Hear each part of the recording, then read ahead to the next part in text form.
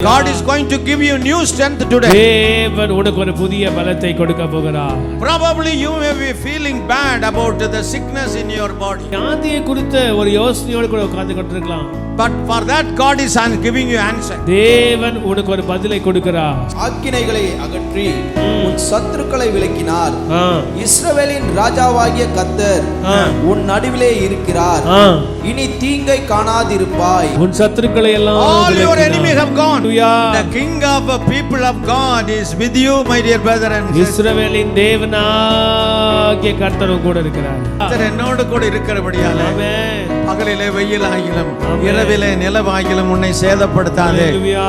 ஆமென் சொல்லுங்க. Hallelujah. Hallelujah. Hallelujah. You are my Lord God. நீரே என் தேவனாகிய கர்த்தர். So no calamity will do harm to me.